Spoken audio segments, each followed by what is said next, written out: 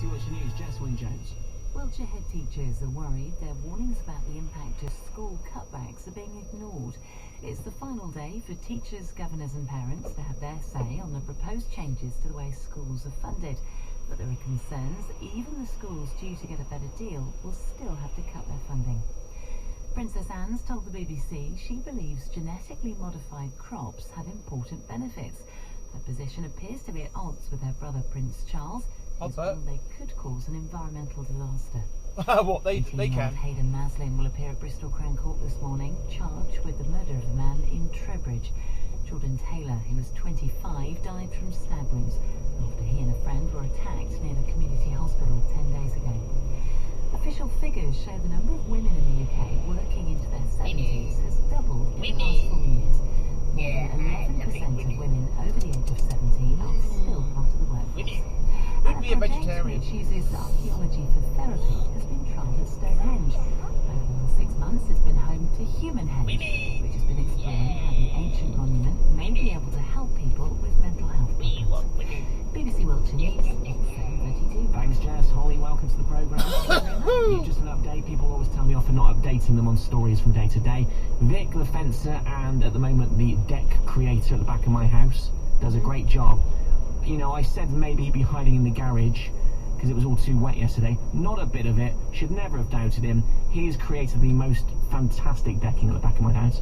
I feel like I'm a captain on a vessel, standing next to the handrail, looking out the 15 feet to the end of the garden.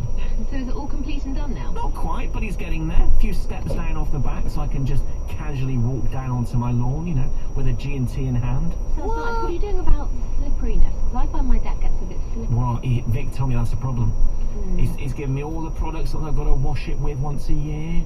Oh, good. All the different stuff that stop that happening, that's slipping, because it is a big problem for people. It is, Isn't it? Vic is all over this situation. Vic is the man. Sounds like he is. He is the man. He reminds me of the BFG. I bet I'll be delighted to hear that. Yeah, he won't mind if he's listening. In a lovely way, he's got a lovely manner, he's helpful, he's friendly, and he's very, very big. Oh, well, good to know. Yeah. Okay. Vic the giant deck maker. We've got a wet start this morning, Ben. Not good for your slippery deck. We've got a fair bit of rain out there. Some of it could even turn a little bit sleety perhaps across any high ground, say. But in general, this rain tends to clear its way through during the course of the morning. So it should at least brighten up. We should see some sunshine coming out for the afternoon. However, we have got the continued risk of some showers. And these showers could be heavy, they could be thundery, and they could be slow moving as well. They could be some hail actually too. Because they're showers, they're a bit hit and miss, so you might find into the afternoon you get away with some quite nice weather, but equally, where you do get those showers, you will know all about them. Temperature's struggling a bit for today, 8 or 9 degrees, but given the lighter winds for the afternoon, given some sunshine, I think, you know, feeling nice enough. And then for tonight, we've got the showers dying off, we've got clear skies overhead, and that could lead to a touch of mist, fog, frost and ice. Then we see some more rain returning towards the end of the night, and again it could well be quite a wet start to things for tomorrow morning. The good news though for tomorrow is that rain nips through, brighter skies emerge, we lose this risk of showers. Quite a breeze though around, and we keep this easterly breeze through Friday and into the weekend as well. Now Friday is quite cloudy, a bit of rain at times, but then for the weekend we have got some sunshine, yay! Yeah, absolutely wonderful. Thank you ever so much, Holly. She's back in an hour. Right now, Marie's got the sport. Morning, Marie. Good morning. We're going to start with some football. Brilliant. And good news for Highworth Town. They've booked their place into the final of the Wiltshire Senior Cup after a 4-3 win over Salisbury last night. They'll now face Swindon Supermarine in the final. Meanwhile, this evening, Supermarine are in Southern League action and they go to South and West Division playoff rivals Evesham. And of course the national side will also be in action tonight. Gareth Southgate will take charge of his first England match since being named as permanent manager. They played Germany in a friendly in Dortmund, and that's ahead of their World Cup qualifier against Lithuania at Wembley on Sunday.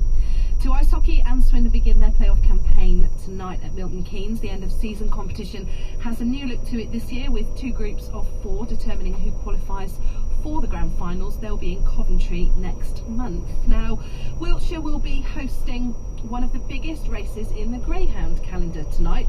The Arc is at the Blunston Stadium in Swindon, and Steve Murray is here from Carn Racing. Hopefully he can tell us all we need to know about what the Arc is. Good morning, Steve. Good morning. Good morning. So just tell us a little bit, what's the history of the Arc? I believe the Arc started off in Walthamstow Oh, when no, it Waterstow didn't. closed, it comes to Swindon Stadium at Blunsdon. I sponsored it for the last 3 years. These Arcade dogs are you! category 1 dog. If they, these dogs, all 6 dogs, could be capable of winning the Derby this year. So what makes it such an important race in terms of the greyhound calendar?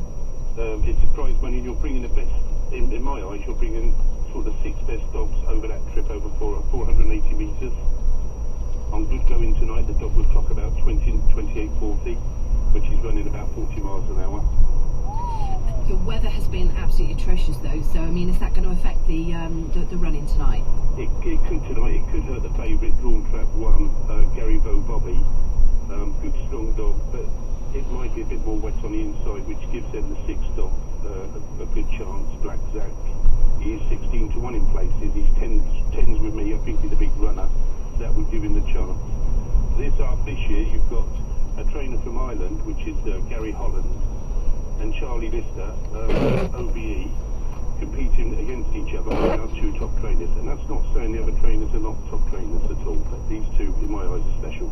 Steve, can I just jump in? My gran used to take me to the greyhound racing at Eastfield Stadium, and I feel sorry tonight for the dog in Trap 5, because in my experience, no dog with the orange coat on ever wins. Oh, they do, when they all have their share of winning. Are you sure? And this dog can win tonight. Who's in number Tiger 5? can win. Who's in Trap 5? Trap 5, that's the Tiger in 5. That's where your money's going then, Ben. That's where your money's going to go. How much money though, Steve, does the winning dog get? £8,000 tonight. Wow. That's going to get a lot of dog food. Yeah, but these dogs have cost a lot of money as well. You know, Right. these dogs, you can't buy these dogs cheap. They're good dogs. The second prize is £1,000 and it's £300 for the others. So go on, tell us what would a dog cost if somebody was wanting to get into greyhound racing? What are you The looking average at? dog to cost is about £500 to have a nice graded dog at Swindon. You know, trainers could pick up a dog for £500 to £800. And then if you really want to get into the big league, you're going to pay between 5 and 15,000, maybe 20,000. And I'm sorry to bring These the... dogs are treated like lords.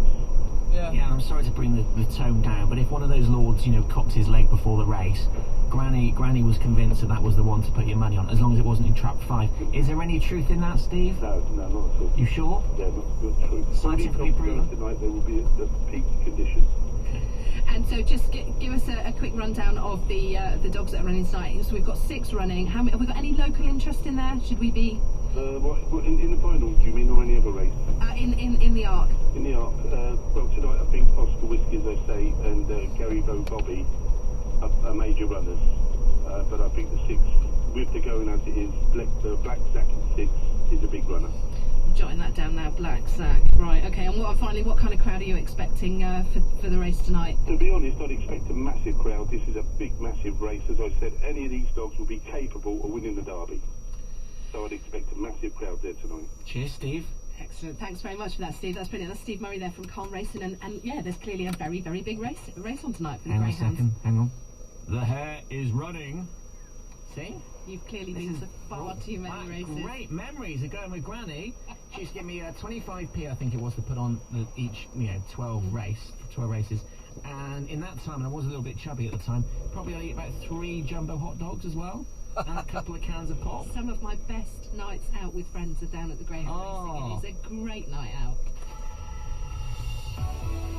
Travel every 20 Closed door minutes. open. BBC Wiltshire. Chris Wood. Thanks, Ben. Very yeah. wet roads this morning, a lot of surface water around, a lot of spray being thrown up, reducing visibility. If you're going south past Swindon, still looking slow from the Common Head flyover towards the motorway. Northbound from Chisholm towards the M4 junction 15 is also looking a bit slow on the A346 now. And if you're coming out of Chippenham on the A350, that's just slowing down before we get onto the motorway. If you're London bound on the M4, not looking too bad till you get past the M25. Well, having said that, as around Maidenhead, looks a bit heavy on the traffic sensors. Now going west towards Bristol is coping well. Bristol! Oxford bound on the A420 and Kingston Bagviews, it's looking a little bit slow on the Oxford bound side. And there are some delays at Wilton as well. If you're using the southbound A36 coming under the railway bridges towards the Wilton roundabout, that's looking slow on the traffic sensors. No, it's Same problems not. on the That's trains. where I am. We've It's got buses fine. replacing trains on Great Western services between Castlecary and Westbury because of the derailment a couple of days ago. That's probably going to be ongoing until at least the end of business on Saturday. It means services between London and Exeter. I can't believe that. I've seen a lot worse. Shuttle train service running between Castlecary and Weymouth as well. And South West trains have got buses replacing trains between Westbury and Yeovil Penn Mill. And that's Still? the latest. Travel every 20